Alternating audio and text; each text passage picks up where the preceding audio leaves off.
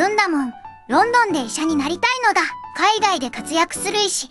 響きだけで天才っぽいのだ。現実を見なさい。その夢、半年で死ぬわよ。華やかな海外医師って肩書き派ね。もう昔の話なのよ。なんでなのだ？医者って勝ち組じゃないのだ。英国の医師は今、肩書きだけでは食べていけないの。医者なのに、食べていけないって何なのだ？ロンドンの研修医の手取り、月12万円なのよ。12万。日本のバイトより安いのだ。12万円って、日本でも食費すら足りない金額なのだ。そして中心部のワンルーム家賃、月20万円から、しかも家賃が20万。その時点で人生が破綻してるのよ。計算が合わないのだ。引き算するとマイナスなのだ。そう。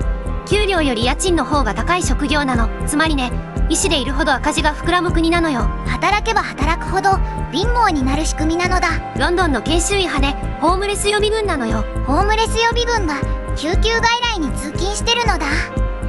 白衣の下にスーツケースを抱えてね。スーツケースって引っ越し続けてるってことなのだ。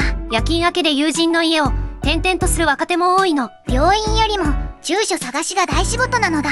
医師の使命感だけじゃね、家賃も食費も払えないの。使命感がお金にならない時代なのだ。そんな彼が日本の田舎の病院に着任した日のこと、当直明けの深夜2時、コンビニまで歩いて泣き崩れたの。泣いた？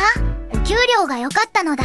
違うわ。彼が泣いた理由は給料じゃない。夜の道を一人で歩けたから泣いたのよ。意味がわからないのだ。夜道なんて普通なのだ。その普通が世界では消滅寸前なのよ。夜道が消えるってどういうことなのだ？ロンドンの夜は安全という言葉が崩壊しているの。英国の医師会はここ数年で何度もストライキを打っている。賃上げ要求、退職率上昇、海外移住希望率も過去最高。ストライキって日本の医者がやったら大事件なのだ。英国ではね、ストライキが日常運転になっているのよ。日常運転、緊急事態が日常って怖いのだ。救急車が止まり、手術が延期され、それが平常と呼ばれる国。救急車が止まる国に引っ越したくないのだ。でも国民派ね、もう諦めの顔で受け入れているの。これがロンドンの家賃指数と、研修医基本給の年次推移よ。10年前は何とか暮らせた。でも今はグラフが交差している。赤い線が青い線を追い抜いていくのだ。そう。家賃が給料を追い越した瞬間に職業は破綻するの。線が交差した日が医療崩壊の誕生日なのだ。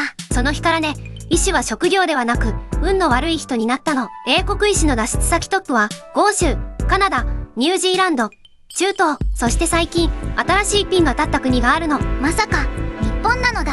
そのまさかよ、医療エクソダスの新しい目的地が日本。でも日本も、医者不足って聞くのだ。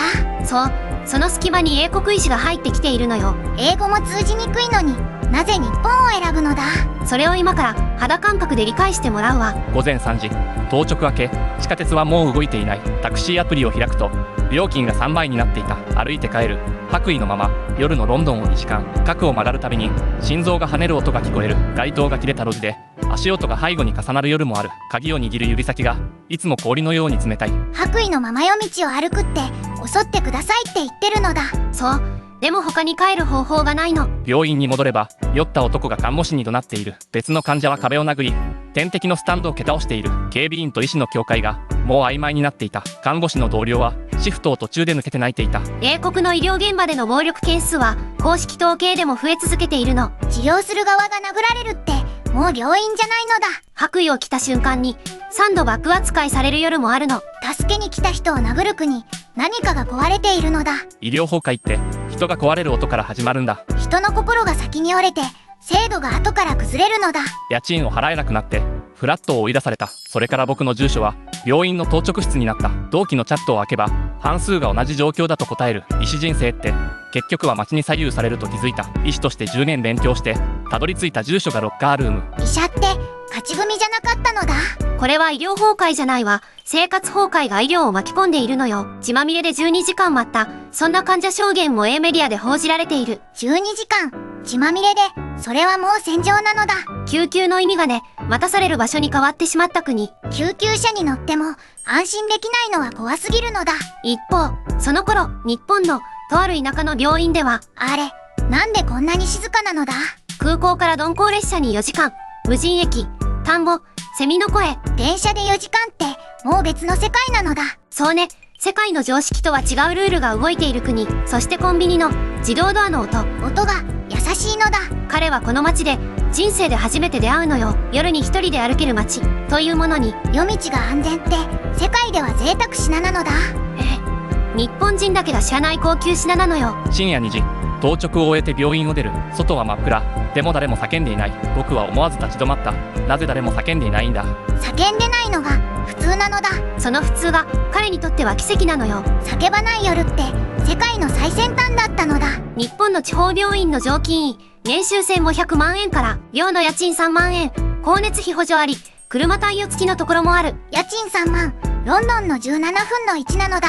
可処分所得で計算すると生活水準は10倍以上違うこともある。もちろん日本の医師年収にも地域差はあるわ。都市部はもっと厳しい。それでもロンドンよりは天国なのだ。さらに食費もね、英国の半分以下で済むのよ。牛丼一杯でお腹が満たせる国、最強なのだ。おにぎりとお茶を持ってレジへ行く。店員が言った。いつもありがとうございます。僕は固まった。なぜ夜中の店員が笑顔で頭を下げるんだ。いつもありがとうございます。日本の呪文なのだ。英国のコンビニ店員は防弾ガラス越しに無言でお釣りを渡すわ。防弾ガラス、まるで戦地の補給所みたいなのだ。そうね、日常が戦場と区別できなくなっているの。翌日、80歳のおじいさんを診察した。診察が終わると両手で僕の手を握ってきた。先生、ありがとう。深く頭を下げてくれた。英国では暴言の方が圧倒的に多かった。医師に頭を下げてくれる国がこの地球にまだあったのか。お辞儀って人を治す薬よりも効くんだ。泣ける話なのだ。でもこれ日本では当たり前なのだ。お辞儀が国の通貨みたいなものなのだ。日本で医療と治安と物価が同時に正気なのよ。これね、世界基準ではバグなの。バグ？日本は不具合扱いなのだ。そう、ありえない設定値で動いている国なのよ。そんなにすごいのか。ずんだもんは普通だと思ってたのだ。その無自覚さが一番のバグかもしれないわね。先進国の医療安全とセットで成り立っていたのよ。治安が崩れると医療も自動で壊れるのだ。整理するわ。英国は医療を国家が買い叩いた結果、医師が逃げている。日本は安すぎる医療費の上に治安と物価という見えない補助金が乗っている。どちらも持続可能じゃないのよ。日本もいずれ崩れるのだ。医師偏在、地方医療不足、日本側にも深刻な課題があるの。ヘブンも無傷というわけじゃない。医療を支えるのは医者の腕だけじゃないのだ。そう、治安と物価と医師数の3本足なのよ。日本の医療もいつか崩れる日が来るのだ。何もしなければね。英国の足音が近づいてくるわ。海外の SNS でこんな声が散見されるそうよ。帰国を打診されたが母国に戻ったら死ぬ。複数の海外メディアで英国医師の証言として報じられている言葉。母国に戻ったら死ぬ。重すぎるのだ。